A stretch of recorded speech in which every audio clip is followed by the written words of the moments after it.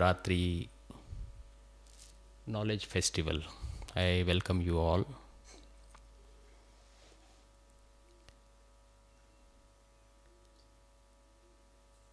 Mahashivratri, as you know, there are multiple legends which are known to us, and one of those is it's a night of awakening. So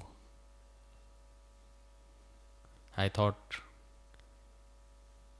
why not to use this legend in a true sense by using the means of words and the thoughts of the sages, great sages like Patanjali and Gorakhnath,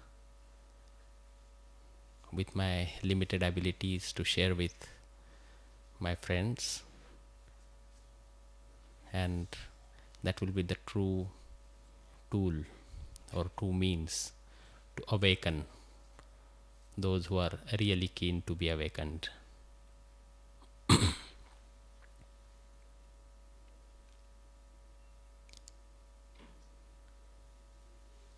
As a part of this knowledge festival,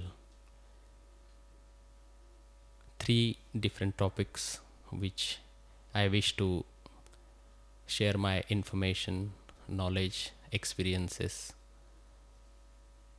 with you are Patanjali, Gorakhnath and Shiva.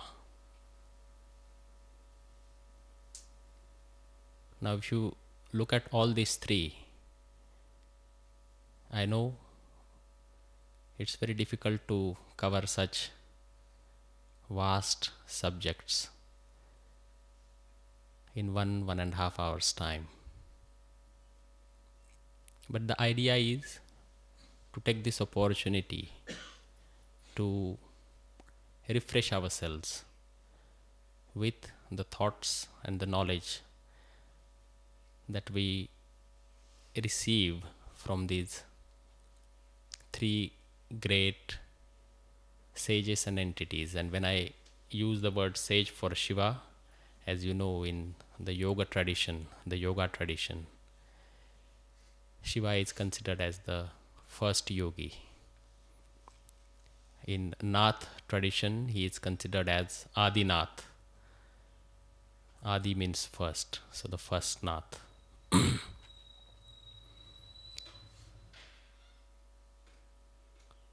And today's topic is Patanjali.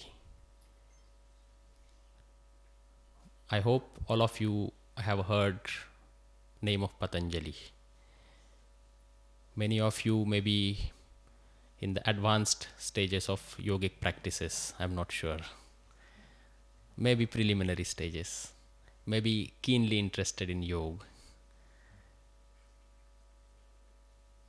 And for anyone who is keenly interested in yoga, Patanjali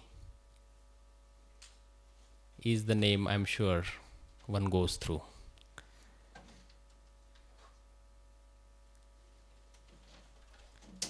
For last few days, I have been contemplating on the concept of death. few days before, mother of my friend, she passed away. I traveled to Mumbai, and I could see the dead body of a pious woman, very humble, kind, generous, who was alive, who talked to me, her sons, just few days before. And she was lying quiet with no life in it. That triggered a thought process in my mind, and I'm sure death is the subject which we all, knowingly or unknowingly, contemplate on, think upon.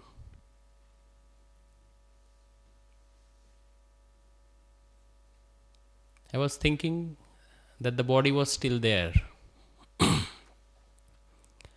Then we took her to the crematorium. As a matter of given tradition, she was cremated. So the same body, which was a source of energy for many of us, merged into the five elements.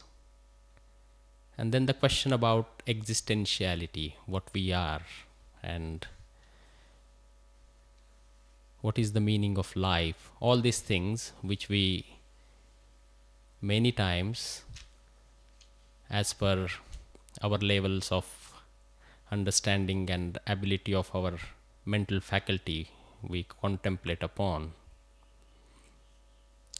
That thought process got triggered, and I'm sharing the same with you.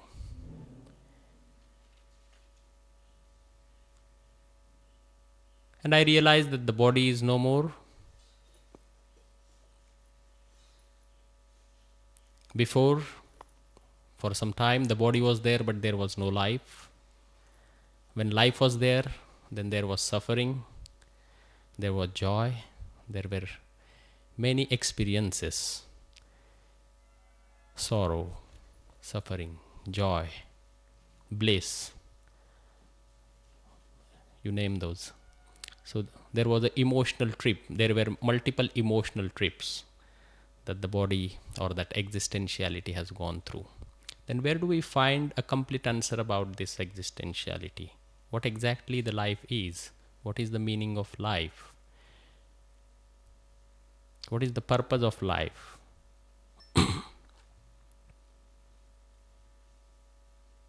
And the same thought process with my earlier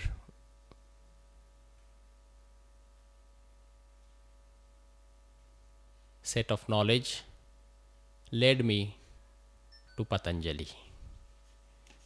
All the answers that came to me through this experience,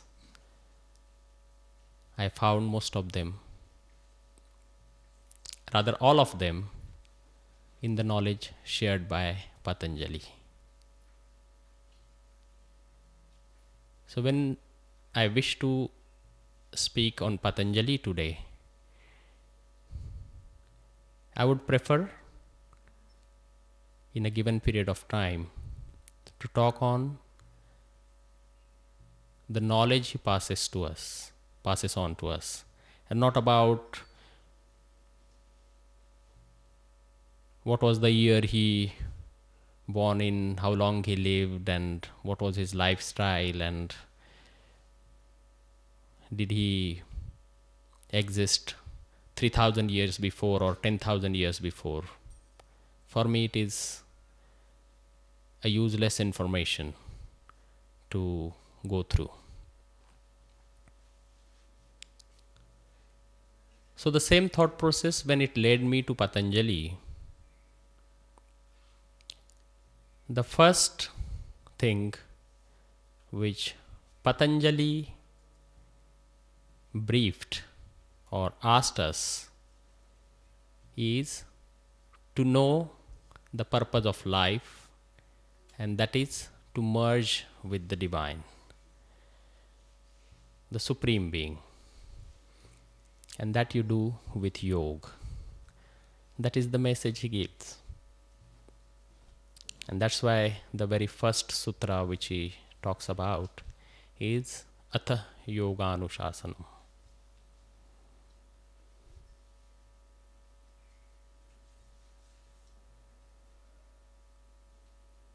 So merge with the divine.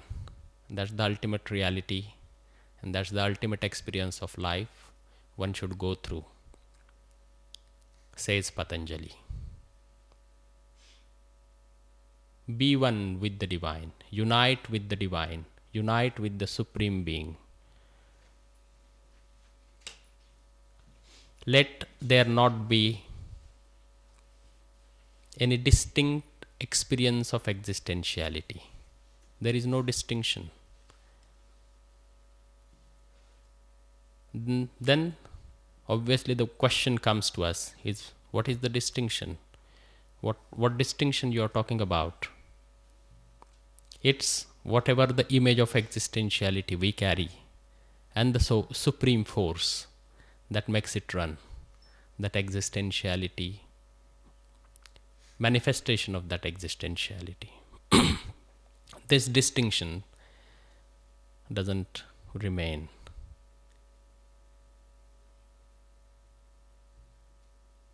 Then how do we achieve this merger? How do we experience this ultimate oneness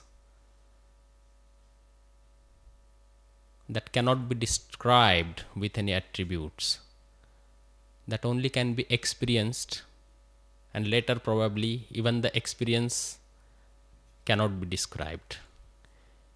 How do we reach that state? Patanjali precisely gives the methodology to reach there.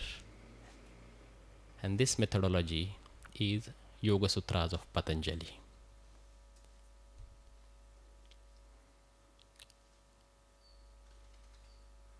Now there are multiple sutras depending on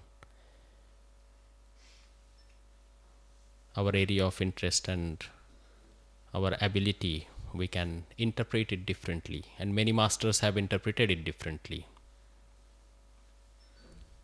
But the simple thing, or the subject matter, as I said, is to unite, to merge with the Supreme Being. And then you have to have the journey. And the next stage, he says, is you cannot do it just by making a resolve to unite. You have to make a sincere practice to reach there. Abhyas.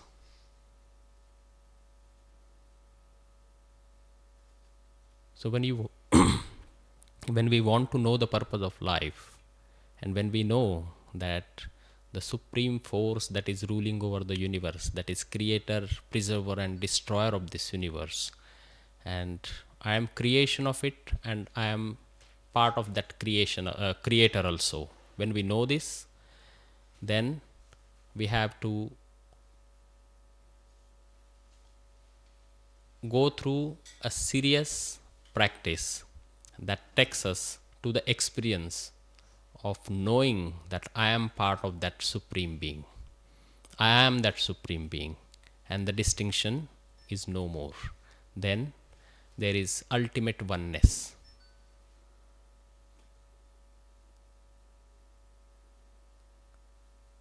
The Yoga Sutras of Patanjali, as we know, has 4 parts.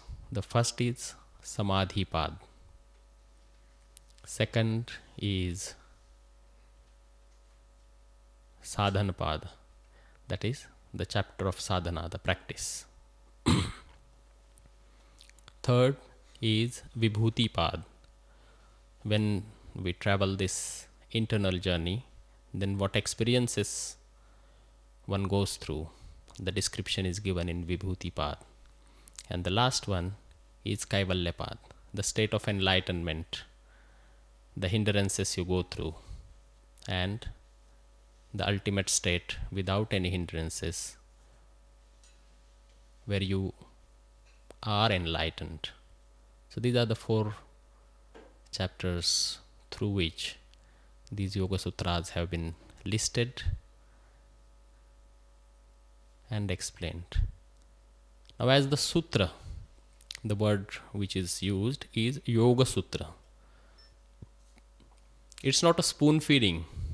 Patanjali's Yoga Sutra is not a spoon feeding. It's a clue. Sutra is the clue. Now, when we have to understand this complex subject of life, life force, ultimate divine force that controls the life force, and the relationship between them, and the process of merger, and the experience of merger, it's a vast topic.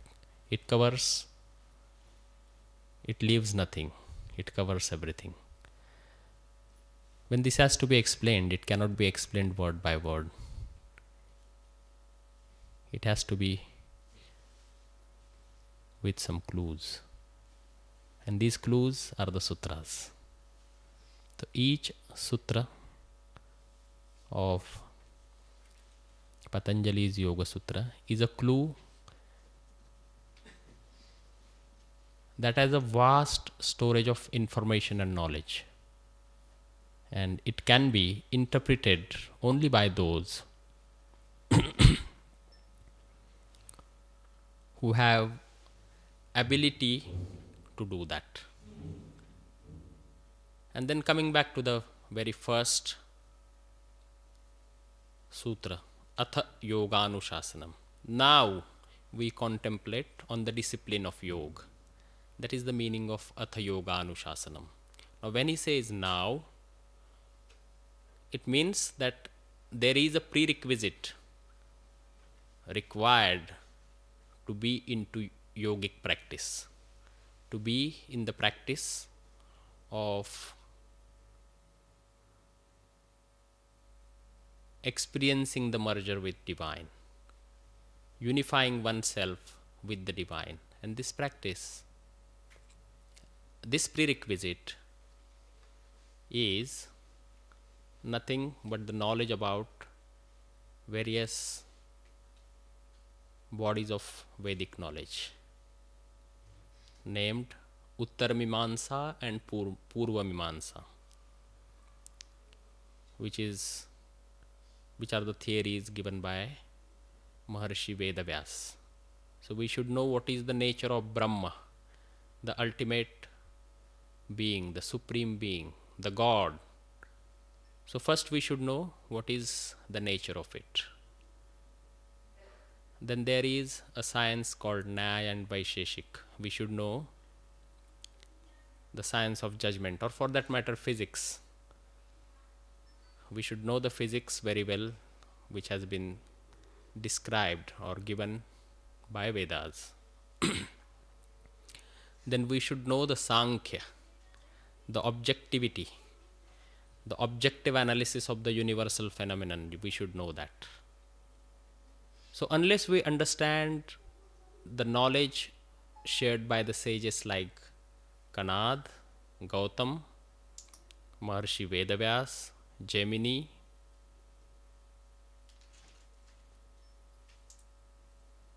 it won't be easy to understand the Yoga Sutra of Patanjali.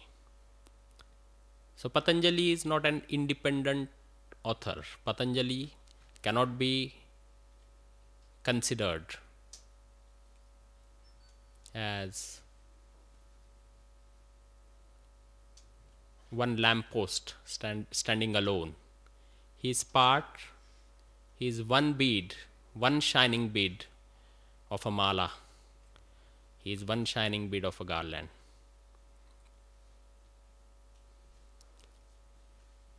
He is one shining bead of the rosary.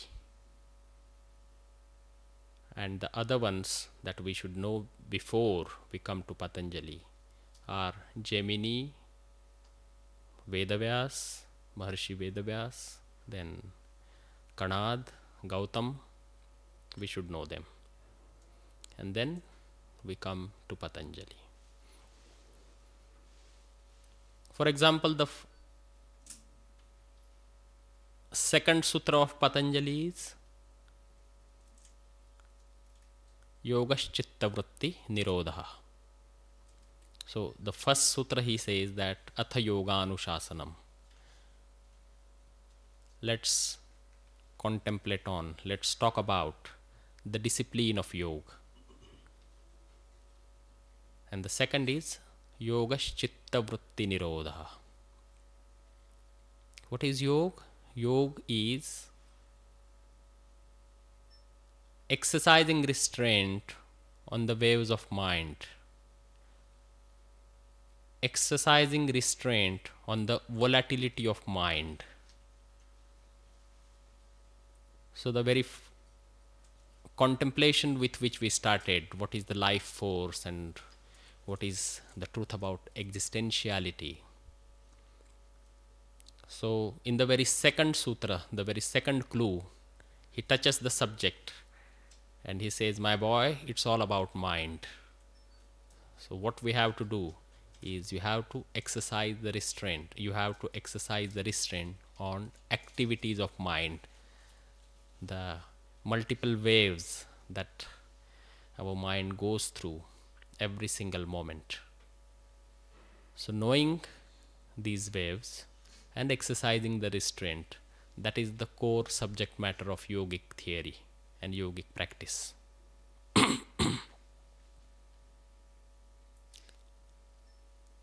Now, if we have not learnt about Sankhya of Gautam Rishi, then we won't understand what are the waves or the vritti that mind goes through. What are these waves Patanjali is talking about? So unless we know what Gautam, the earlier sage who has written the theory of Sankhya, the objectivity of the universal phenomenon, we won't understand what these waves are.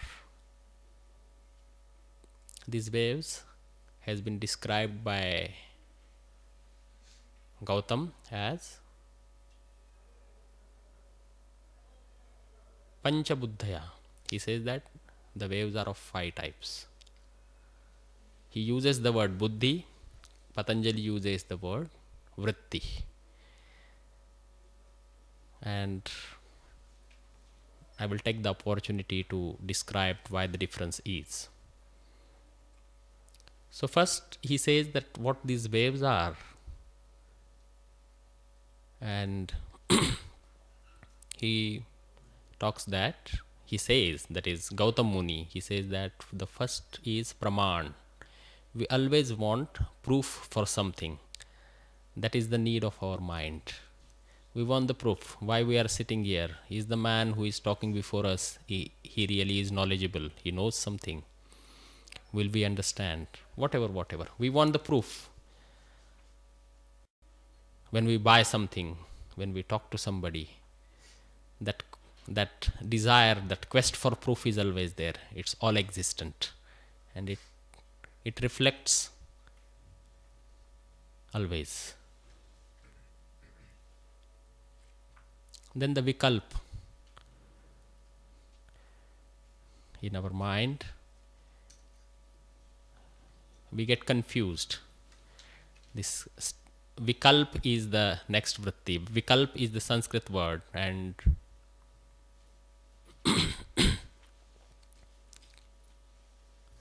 the very definition of vikalp which is done by Patanjali is Shabda Jnananupati Vastushunnyo Vikalpaha. That is what the word is experiencing, expressed through the word, whatever knowledge should be experienced. If this knowledge is not experienced, then it is vikalp, then it is illusion. So this illusionary experience, our mind goes through always. I never thought he will cheat me. This is also a level of illusion, because whatever image we carried for someone, that image didn't come true. And then we went through the experience which we call as illusion.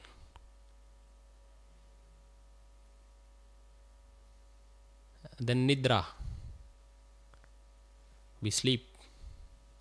That sleeping also is one of the waves that mind goes through during the experience of sleep.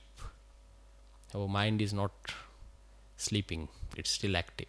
Then we say, I saw this in the dream, I saw that thing in the dream. Why does this happen? Your body is still, your brain is resting, and then why should you dream? Because your mind is active.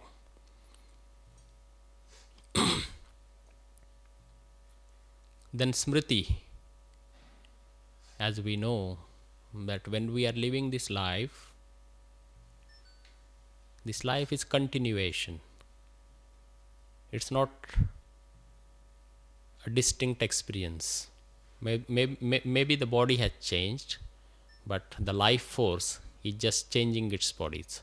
So this change of body by the life force, it carries its memories through it about the previous lives. And depending on ability of a person, he or she knows about previous life. That is memory, smriti. And also, even in this life, what was happened 10 years before, we remember. Mind refers that always. Sometimes we say, I don't know why I responded like that, but I did that. The given logic doesn't fit anywhere, but still I responded. Why? Maybe it's because of the memory of previous life. So this memory, the smriti, it works. Then we have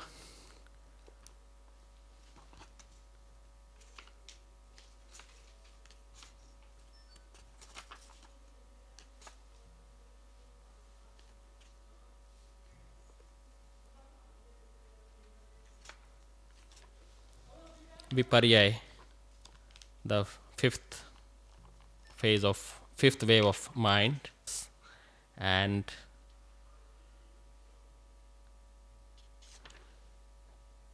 these waves make us, or they make our body work accordingly. So these waves are ruling our body.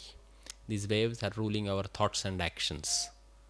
And controlling or putting restraint on these waves is the theory of yogic science, which Patanjali explains through the Yoga Sutras. Now, once we know that these are the waves, then he talks about multiple techniques. How do we start? As I said, we do it through abhyas. You have to practice. Now you know that your mind is wavering. Then you have to put the restraint, you have to stabilize it. How do you do it? You do it through the practice. Now the first chapter which he talks about, which he explains, is Samadhi Path. And in Samadhi Path, the means which he describes are for the advanced practitioners of yoga, and how to reach the state of bliss, samadhi, enlightenment, oneness with the Supreme. How to reach that state, all the means Patanjali has explained in Samadhi Path. These are for the advanced exponents of yoga. If you have ever read Parashar Sanhita, Parashar was a great sage who was father of Maharshi Vedavyas. And have you heard the name of Vedavyas? Maharshi Vyas, who has written the Vedas, who compiled the Vedic knowledge. So Maharshi Parashar was the father, Maharshi Parashar was father of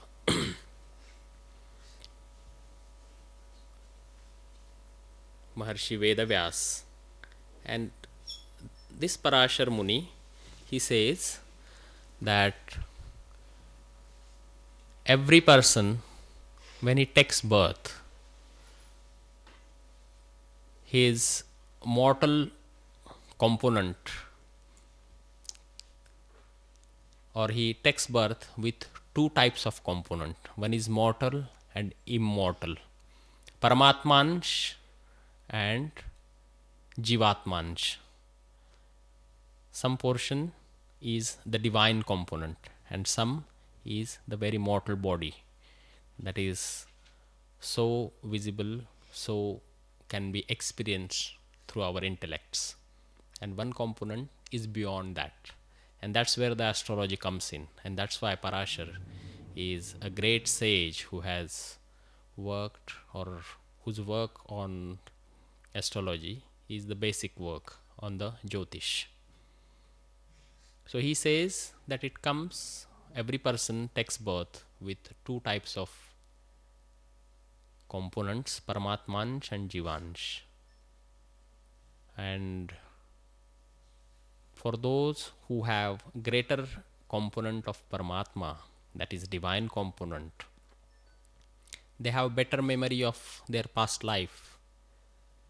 And this life experiences of such people are so well coordinated as far as the spiritual practice is concerned that they don't have to make great efforts to attain the higher level of spirituality, to evolve spiritually. They don't have to make great efforts. So the Samadhi Path of Patanjali's Yoga Sutra is about such humans, such people who are spiritually evolved in their past life. If you get a chance to meet real yogis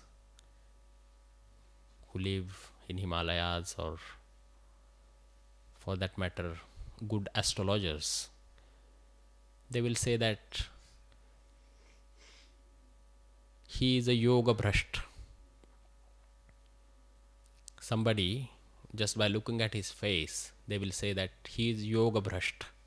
Bhrasht means who has gone away from the path of yoga. So his train has got down from the track on the yogic journey, and the same person has taken birth this life. So just by looking at your face, they tell you that he is yoga bhrasht. So as we all know, or we can imagine, that the past lives were more in tune with the nature, more in tune with the divine, more closely, there was a close association with the nature than what we live today. And that itself means that we lived the yogic life, earlier lives. All of us, in some or other life, we have lived a yogic life. And for some reasons, for the rise of desire for that matter, one might have missed the track, and that's why again he got trapped into the cycle of birth and death. And since we take birth, this life again, we have gathered here, we have interest in spirituality. In general, we can say that. That's why we are here.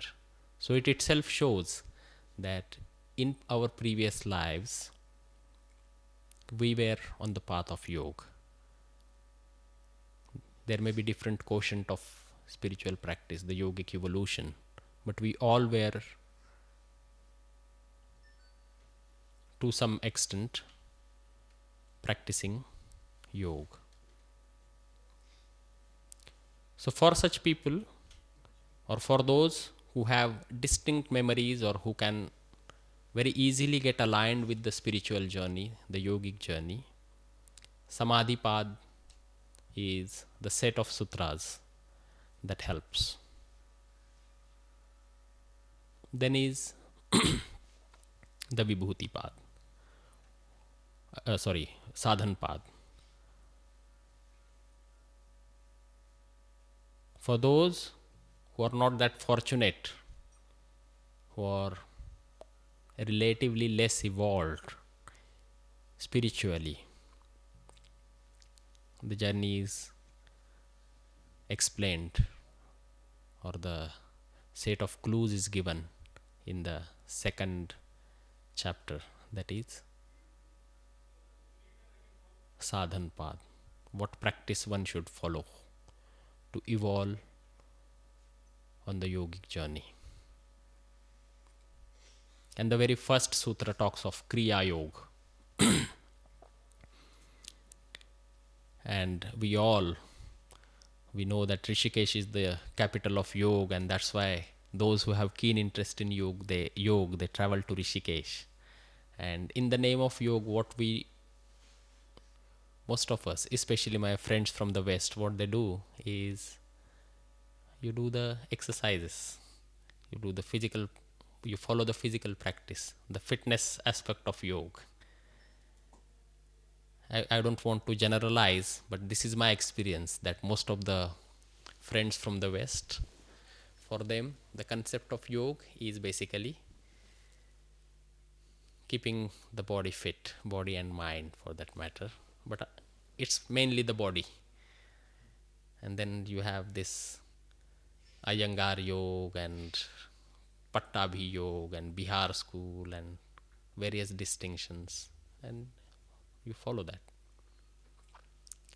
But as I said in the beginning, the real meaning of yoga is merging, unifying, uniting with the Supreme, understanding the ultimate force that makes this universe run, that creates this universe, preserves this universe, destroys this universe, and ultimately experiencing the union with this ultimate universal force.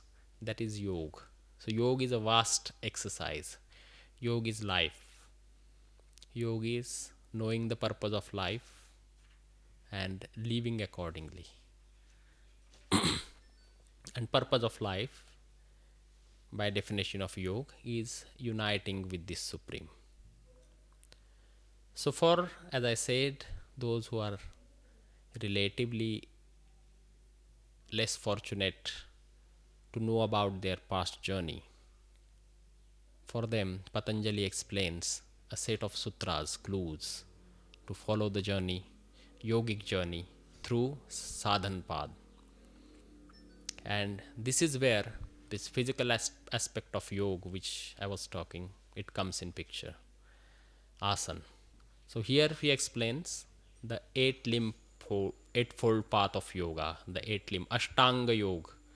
So the first reference of Ashtanga Yoga comes in the sadhan path of Patanjali's Yoga Sutra, in the 29th Sutra, Yamaniyama Asana, Pranayam, Pratyahar, Dharana, Dhyana, Samadhi. So all these 8 limbs he explains for the first time in the second chapter, in the 29th Sutra.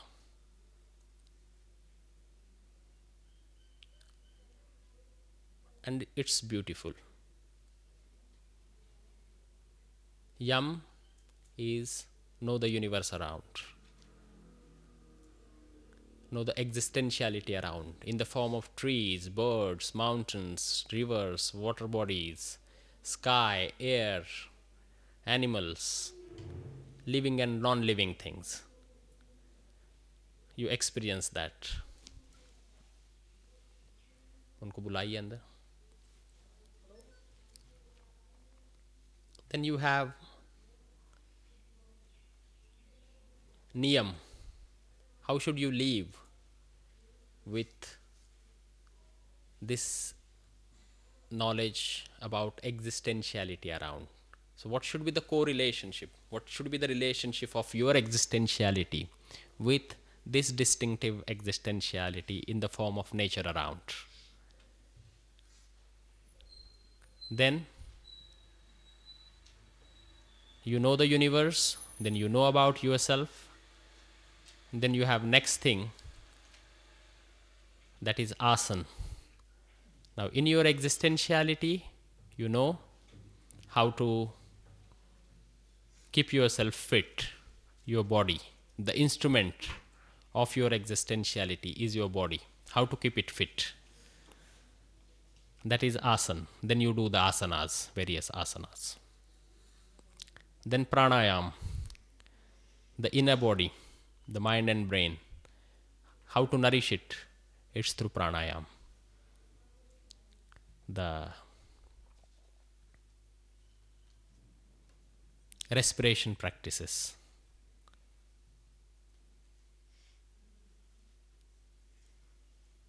Then pratyahar. How to do or start, rather, penance. So, through penance, how to start concentrating. Pratyahar. Now, all these five are the external methods. It's all about external journey that is seen and understood by our intellects.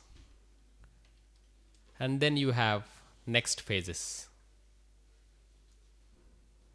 that starts from dharana, concentration, knowing to concentrate mind, that is dharana, focusing. Then dhyan, meditation. Once you focus, then you start experiencing a phase when you on and off get this experience of uniting with the universal being, supreme being. And the ultimate one is samadhi. Then your actions doesn't matter, then your thoughts doesn't matter, then your speech doesn't matter. Everything is so divinely coordinated as you have merged with the being, supreme being. You have been experiencing that ultimate bliss of being part of the supreme being, that you don't distinguish yourself as a different existentiality. This is the ultimate experience of samadhi. So, this union with the supreme being starts by understanding the distinctness. So, from distinct to the one. So, it is the inductive method in the scientific language. You go on unifying. So, it's a pyramid. You understand that you have a body, you have this surrounding around that your intellects understand. You understand that the trees, then there is a correlation between the tree and me. Then there is a correlation between the river and me, then the sky and myself, the sun and myself, the moon, the stars, the animals, whatever I see, whatever I experience through my intellects, that is yama, the whole universal phenomenon that can be experienced or visualized through our intellects. When we see that, when we experience that, then we understand the correlationship, we understand that I am part of it. Then we learn how to associate, relate with all these things, how to deal with all this existentiality, universal existentiality. Then we come to our body, then the bodily exercises, then keeping ourselves useful in this universal mechanism, then building on the exercises of mind, focus coming to mind. From external journey you come inside, and then the inner journey starts. Then it starts with dharana, then it goes to a further level to dhyan, and that it goes to samadhi, and then it's the experience of bliss. Then you are unified, then you are united with the supreme being. The experience of union is experienced, and it cannot be explained through the intellects. It is so without attributes, it is so vast that our intellect has no ability to explain it. This is the yogic journey Patanjali talks of. It's vast. Does it leave anything? It covers everything. So it's a life science. Patanjali's Yoga Sutras are, are a complete life science.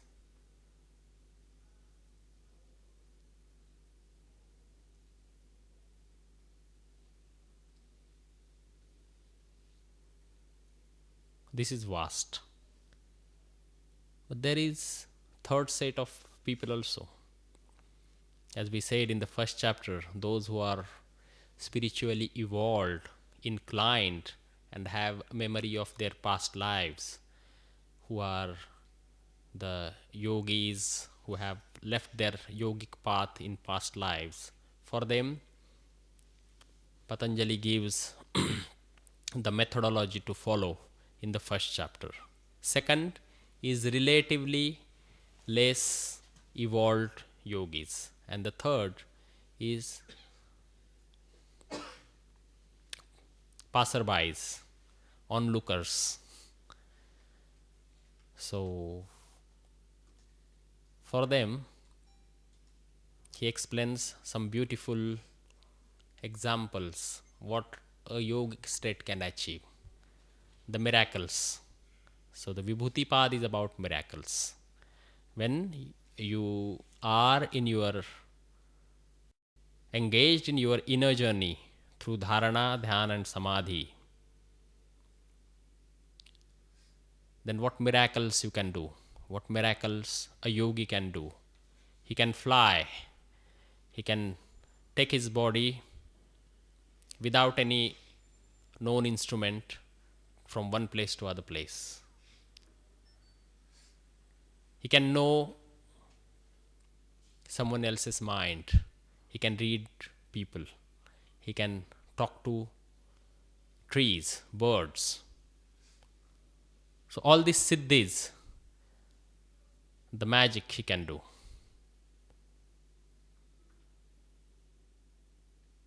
So this is the third chapter. And the last chapter is about enlightenment. What are the obstacles one experiences in the journey of enlightenment? And how to overcome those? And how to be stable in the state of enlightenment? How to be blissful always?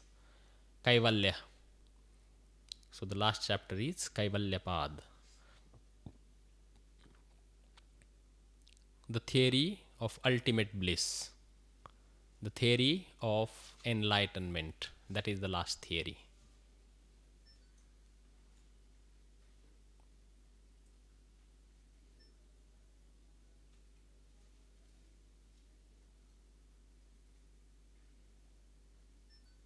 And how one achieves this state of enlightenment or the bliss? He says it through a very simple clue. Tatra dhyana jamanashayam. Only through the exercise or practice of meditation one can reach the state of enlightenment. As simple as that. Tatra dhyana jamanashayam. So in yogic journey, the most powerful tool to experience the union with the Supreme is dhyan, meditation. Now when we say meditation, then obviously we should define what is meditation, what are the types of meditation, what do one achieve through meditation, what are the phases, so on and so on.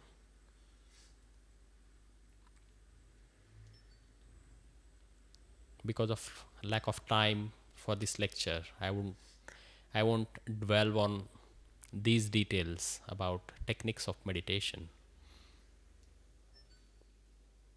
But in general, the subject matter of Yoga Sutras of Patanjali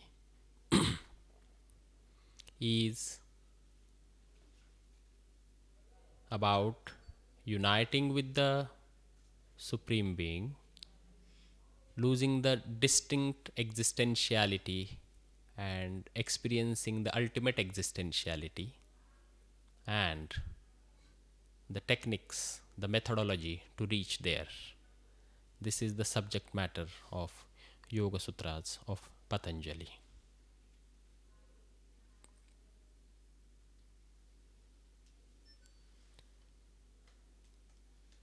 For the travelers on spiritual journey like all of us, obviously the curiosity comes that what are the prerequisites? Am I fit to follow or walk this path? Isn't it? This question probably would arise in one's mind, that am I able, or should, how do I know that I am able to walk this journey? And then he answers there that to know whether one is capable of walking this journey is the very first thing.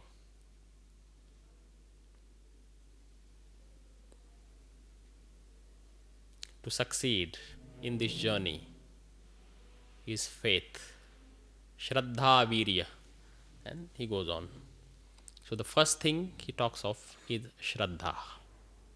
One has to have faith, and if you don't have faith,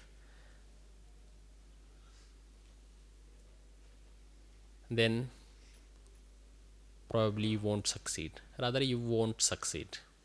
So the first thing is faith. Faith in the journey, faith in your abilities, faith in the divine.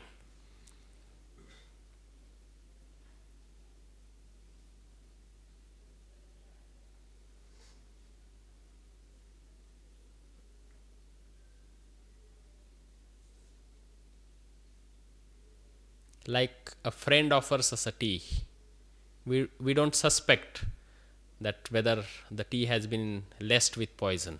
We drink it. We do it because of faith.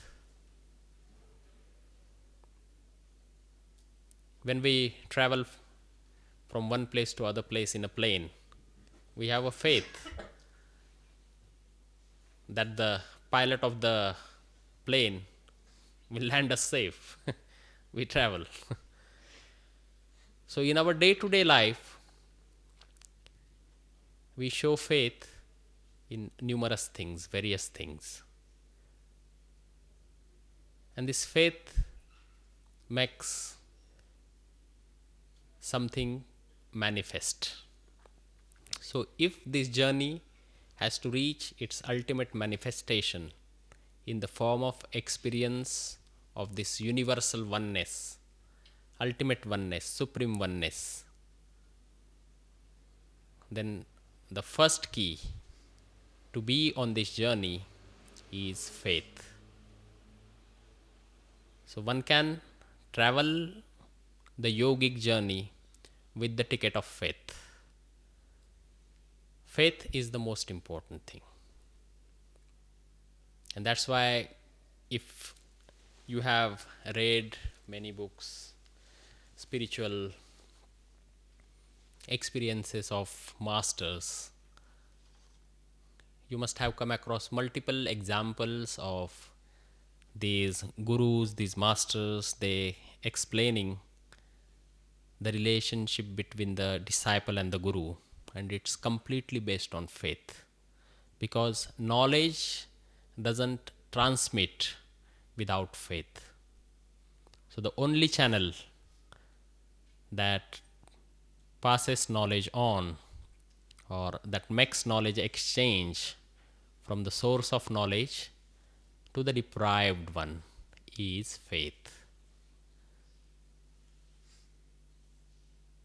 So, my friends,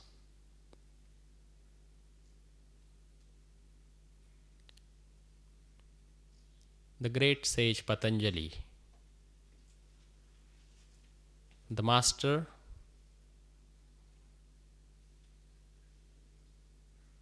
who has so concisely, so precisely, through its clues, through its sutras, is ushering the path of yogic journey for us. If we have to follow this journey, we have to complete this journey by meeting the goal, reaching the goal, then, as I said, we have to be faithful.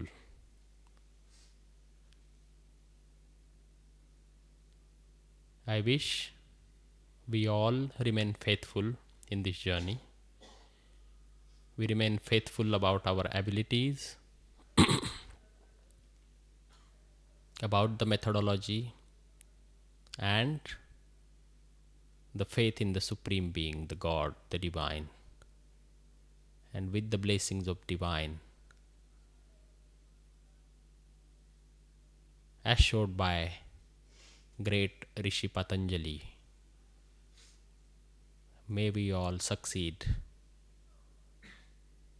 in meeting the goal in our yogic journey. Thank you.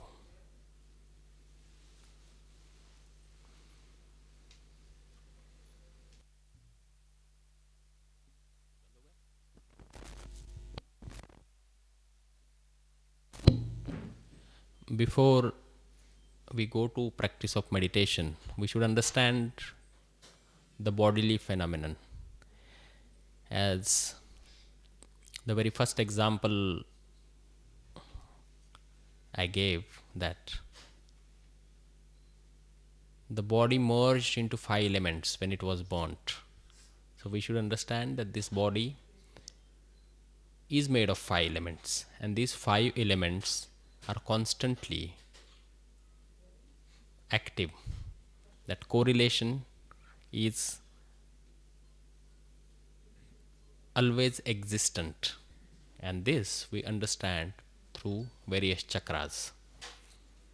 For example, the Mooladhara chakra has a close relationship, or it represents the earth attribute. Of these 5 elements, it represents the earth attribute. Then you have earth, then Jal, the Swadhisthana and Manipur. Then you have Agni, fire. Then you have Vayu, air. And then you have Akash, the sky. When we understand our body, then depending on person to person, depending on his evolution in his meditative practice, which center to focus upon, which center or which chakra to activate, all this differs from person to person. So in general, if I talk about meditation, I believe that won't be really useful. But just as a matter of technique, or as a matter of preliminary information, as I told you, we must understand that we have close connection with these 5 elements, and we must acknowledge and understand and live with this knowledge. And any meditative practice which we go through, we should do it according to our bodily existence. So our nature of body, our type of body, our existence, we should do it accordingly. So if in person, if you meet me, then we can discuss at length, and then probably I can give you some meditative technique. But in general, we must understand that any meditation has to go by as per the relationship of my existentiality with these 5 elements.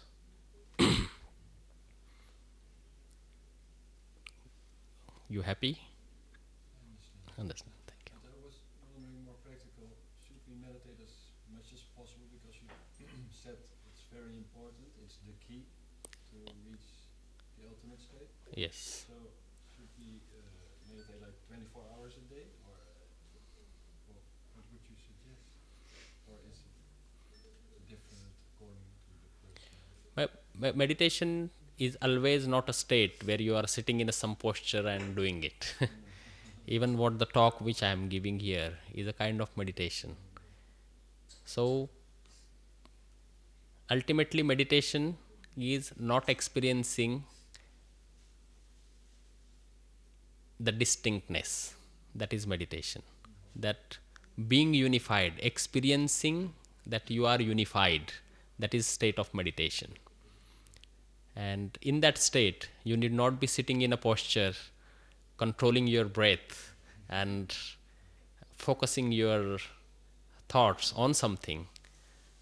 This is also meditation, but this is the preliminary state of meditation. And to know or to reach the state where, as I said, every single thought and action which we go through, and that itself becomes meditation. If we have to reach that state, then obviously we have to practice and go through. But we must understand that meditation always doesn't mean that we are in a sitting posture and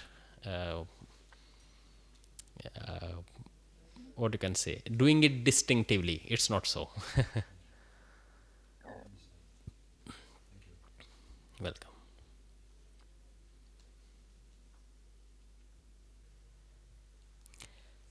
In Samadhi Path, the 33rd Sutra, the 33rd clue, is so precise that talks about how to deal with people. And this, we must understand that we are always in relationship.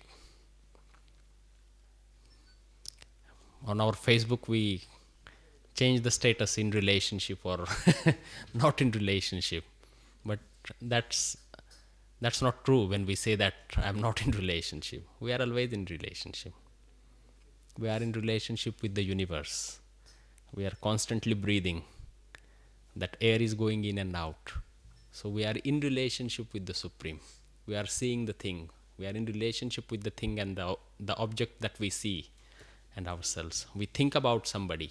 We are in relationship with this person through the thought. So we are always in relationship.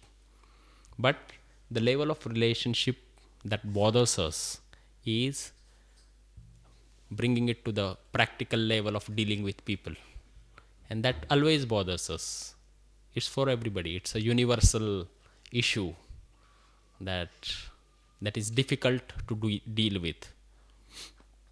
But if we know Patanjali and his approach to it, then it's very simple. And he says, Maitri Karuna Muditopekshanam Sukadukka Punya Punya Vishayanam Bhavanat Chitta Prasadanam. This is the sutra. Maitri Karuna Muditopekshanam Sukadukka Punya Punya Vishayanam Bhavanat Chitta Prasadanam. Maitri, Karuna, Ananda, Upeksha. These are the 4 approaches. So, first is friendship. Maitri is friendship. Karuna is compassion. Mudit is Anand, the experience of bliss. And Upeksha is, the right word would be ignorance. Ignoring somebody. Not ignorance in terms of lack of knowledge, but ignoring somebody. So Maitri is friendship. So I deal with people through the tool of friendship. Those give me happiness. So I'm friendly with those who bring me happiness. I'm compassionate for those who are weak, who are unable to carry on themselves proper. I am compassionate with them, about them. I am blissful. I enjoy the company of those, and I be or remain in company of those who bring me joy. And those who bring the experience of suffering to me, I stay away from them. I ignore them. This is the approach. This is the key to deal with relationships. It's easy and it's difficult. Easy in a sense that, okay, I will be friendly with all those who bring me happiness. But it's a everyday, every moment matter. How are you going to distinguish every single experience with this thing? So it requires our own evolution. The very prerequisite is we have to be so evolved that this ability to discriminate is fully developed. So the first prerequisite is that vivek is the Sanskrit word for ability to discriminate what is good and bad, what is right and wrong. So this ability to discriminate has to be developed, and unless that is developed, you cannot distinguish people proper. So there would be what you can say, there will be a wrong distinction if you have not developed this ability to discriminate. So the first is you have to evolve yourself to a level where you understand and you develop this ability to discriminate. And when you do that, then you deal with these four tools: friendship, compassion, enjoyment or the bliss, and ignorance.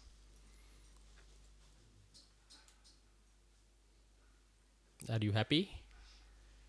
Yeah, and I'm just wondering on the last point you're saying to ignore, but I know there are some schools of thought that say, well, actually, the people that irritate you are probably your best mirror and your best portal into developing yourself to be a better person. So, I could not understand few of the words. the last point you made, if somebody is causing you mental anguish, it is prudent to ignore. But there are some schools of thought that say that that person who annoys you is a good mirror to your bad traits. So what, in that case, is it not better not to ignore? See, that's why I said in the beginning itself that it's not easy and it's not easy and it's not difficult also. And for the same reason I said that it's not easy, because normally with the kind of schooling and mental frame or developing our mental frame, that the kind of education we have gone through, that makes us look everything in a linear fashion. Okay, these four types, then group these people, and then he is friend, he is not, he is my enemy, this thing. Relationships don't work like that. Every person, you can deal with all these four tools, even a one person. Not only one person, every situation with him. So that objectivity, as I said, is the ability to discriminate. And unless you have developed that, then even the whatever school of thought which you mentioned is right. But when you can reach there is when you have developed that ability to discriminate. When you are able to discriminate that, okay, in this situation, even if somebody is trying to create some hindrance or trouble for me, then also I will deal with it. And this ability to discriminate comes with your strength. Then you know that you are strong enough to deal with it, or you know that you are